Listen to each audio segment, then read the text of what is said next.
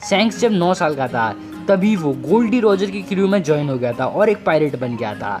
आज की इस वीडियो में हम रेड हेयर पायरेट सैंक्स की पूरी हिस्ट्री को जानने वाले हैं, तो वीडियो में एंड तक बने रहिए आरजे ओटाकू के साथ। तो हमें पता है सैंक्स सिर्फ 9 साल का था जब वो रॉजर के ग्रुप में था, और वो उस ग्रुप में तब तक था जब तक रॉजर ने उस ग्रुप को खुद डिसमिस नहीं कर दिया।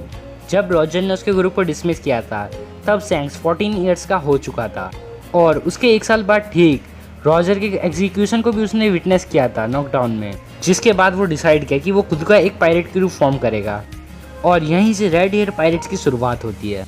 और फिर सैंक्स निकल पड़ता है उसके क्रू मेंबर की तलाश में। तो इसी की तलाश में वो एक गांव में पहुंचता है और उसे वहां पर एक यासफ नाम का एक बंदा मिलता है। उसे वो बताता है क्या तुम मेरी क्रू को ज्वाइन करना चाहोगे, और वो यासफ नाम का बंदा और कोई नहीं उस सब का फादर निकलता है। और फिर आपको मालूम है कि क्या होता है, हाँ यार यासफ उसकी ग्रुप को ज्वाइन कर लेता है, और इसी तरह वो और भी ताकतवर लोगों को ज्वाइन करवाता है, जैसे कि बेन पैकमैन को, जो कि आगे जाके रेड हेयर पायरेट्स का वाइस कैप्टन भी बनता है। और उसके बाद आता है लकी रूए, जो हमेशा खाता रहता है और उसके हाथ में हमेशा एक मीट का पीस रहता है। तो ऐसे हमारा रेड हेयर पायरेट्स फॉर्म होता है। और हाँ, बाकी के मेंबर्स के बारे में हमें रेड हेयर पायरेट्स के कुछ बताया नहीं गया है। इसके आगे सैंक्स की स्टोरी में हमें पता लगता है कि इसके आगे सैंक्स एक बंदे से मिलता है जिसका नाम होता है होकाइमी हॉक, और हमें पता लगता है कि होकाइमी हॉक वर्ल्ड का सबसे ग्रेटेस्ट स्वॉर्ड्समैन है। और फिर होना क्या था, होकाइमी हॉक वर्सेस रेड हेयर सैंक्स हमें देखने को मिलता है, और गैस इन दोनों की फाइट का एको पूरी सिटी में सुनाई देता है। और इसके बाद सैंक्स अपने पायरेट्स के साथ पूरा 1 साल बिताता है ईस्ट ब्लू आइलैंड पे। हाँ गाइस, तुमने एकदम सही गैस किया है, ये ईस्ट ब्लू टाउन लूफी का होम टाउन है, जहाँ पर सैंक्स लूफी से मिलता है। और लूफी उसे दिन भर कहता रहता है कि मुझे रेड हेयर पायरेट्स को ज्वाइन करना है, मुझे रेड हेयर पायरेट्स को ज्वाइन करना है, लेकिन सैंक्स उसे हमेशा मना कर देता है, और वो हमेशा लूफी को मना ही करता रहता था। लेकिन इसके बाद हमको पता है सैंक्स अपना एक हाथ गंवा देता है लूफी को बचाते हुए। और गैस इसके बाद हमें पता है सैंक्स अपनी प्यारी सी टोपी को लूफी के सर पे रखता है और वहाँ से चला जाता है। उसके 1 साल तक सैंक्स अपना जीवन आराम से बिता रहा होता है, लेकिन 1 साल बाद उनके पास एक एस नाम का बंदा आता है और उन्हें बताता है कि वो लूफी का भाई है।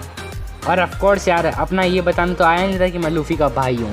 वो उनकी क्रू को ज्वाइन करने आता है, और इसके बाद सैंक्स और एस करते हैं पार्टी। और उसके 1 साल बाद होकाइमी हॉक सैंक्स के पास आता है लूफी की बाउंटी लेकर, जो कि उसकी फर्स्ट एवर बाउंटी थी। और इसके बाद सैंक्स करता है पार्टी। और अगर जिस तरीके से मैं आपको बोल रहा हूँ उस तरीके से आपको लग रहा है क्या वो लोग दिन भर पार्टी करते रहते हैं, नहीं यार, उनका लाइफ कुछ इस तरीके से है, work hard play hard.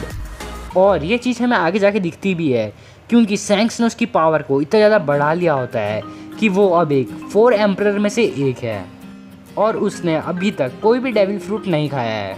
Guys देख रहे हो, आप देख रहे हो, इस बंदे ने डेविल फ्रूट भी नहीं खाया इसकी पावर को बूस्ट करने के लिए, लेकिन फिर भी इसके अंदर कितनी ज़्यादा ताकत है। और अगर इसने कोई डेविल फ्रूट खाया होता तो इसकी पावर का अंदाज़ा आप लगा भी नहीं पाते। ऊपर से इसके पास बस एक ही हाथ है, तो सोचो यार किस अलग ही लेवल पे है ये बंदा। गाइस इससे हमें पता लगता है कि सैंक्स का सीरीज़ के अंदर कितना ज़्यादा इम्पोर्टेंट रोल है। और सैंक्स के आँख के ऊपर जो आप ये निशान देख रहे हो, ये निशान सैंक्स को और किसी ने नहीं बल्कि ब्लैक बियर्ड ने दिया है। इसके बाद सैंक्स जाता है वाइट बियर्ड के पास और उससे कहता है कि एस को वापस बुला लो, ब्लैक बियर्ड काफ़ी ज़्यादा खतरनाक है। और इसके रिजल्ट में सैंक्स और वाइट बियर्ड के बीच में होता है एक बैटल, जिसके शॉक वेव से ही पूरा आसमान फट जाता है। लेकिन गाइस इसी बैटल के चक्कर में देर हो जाती है, क्योंकि तब तक ब्लैक बियर्ड ने एस को कैप्चर करके मैरिन्स को दे दिया होता है। और इन्हीं सब चीज़ों के रिजल्ट में वाइट बियर्ड जाता है मैरिन 4 पर अटैक करने। इसके बाद हमें पता ही है इनके रिजल्ट में क्या होता है। इनके रिजल्ट में पैरामाउंट वॉर होता है, और ये वॉर पूरे वर्ल्ड को चेंज करके रख देता है। और गाइस एम्परर काइडो भी इस वॉर में आने वाला था, लेकिन सैंक्स किसी तरह काइडो को रोक लेता है उस वॉर में हिस्सा लेने से। गाइस आपको क्या लगता है कि काइडो उस वॉर में क्यों नहीं आया था? सैंक्स ने ऐसा क्या किया था?